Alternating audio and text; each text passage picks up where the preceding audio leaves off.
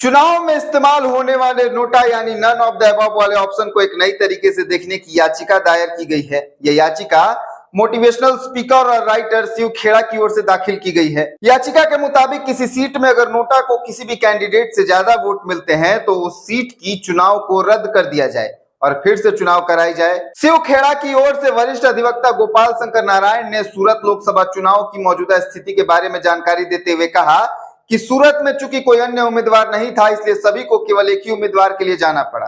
उन्होंने कहा कि यदि नोटा को भी उम्मीदवार का दर्जा दिया जाता है तो किसी भी चुनाव में सूरत जैसी स्थिति से बचा जा सकता है। याचिका में नोटा से कम वोट पाने वाले उम्मीदवार को 5 साल की अवधि के लिए सभी चुनाव लड़ने पर रोक लगाने का भी आदेश देने की मांग की गई है। याचिका में जो दलीलें दी गई हैं वो भी हम आपको बताते हैं। सबसे पहला, याचिकाकर्ता के मुताबिक नोटा के स्वरूप में सबसे अहम बदलाव महाराष्ट्र, हरियाणा, दिल्ली और पांडुचेरी में देखा गया। इन राज्यों के चुनाव आयोग यानी एसीसी ने ऐलान किया कि यदि किसी चुनाव में नोटा को सबसे ज्यादा वोट मिलते हैं तो वहां दोबारा वोटिंग होगी।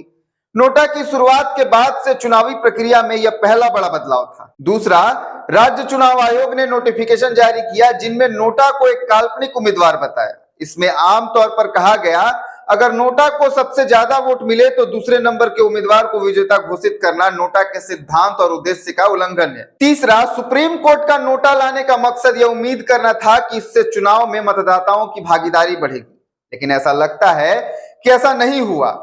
ऐसा तभी हो सकता है जब राज्य और केंद्र चुनाव आयोग महाराष्ट्र, दिल्ली, पांडुचेरी और हरियाणा की तरह नोटा को भी अधिकार दे। चौथा, महाराष्ट्र, दिल्ली, पांडुचेरी और हरियाणा में पंचायत और नगरपालिका चुनाव में नोटा के लिए जो प्रयास शुरू हुआ है उसे सभी स्तरों पर समान रूप से लागू किया जाना चाहिए। इस खबर पर आपकी क्या प्रतिक्रिया है ये हमें कमेंट कर जरूर बताएं और अगर वीडियो अच्छी लगी हो तो लाइक कर दे, कमेंट कर दे, सब्सक्राइब कर दे, साथ ही अपने तमाम दोस्तों के साथ शेयर जरूर करें।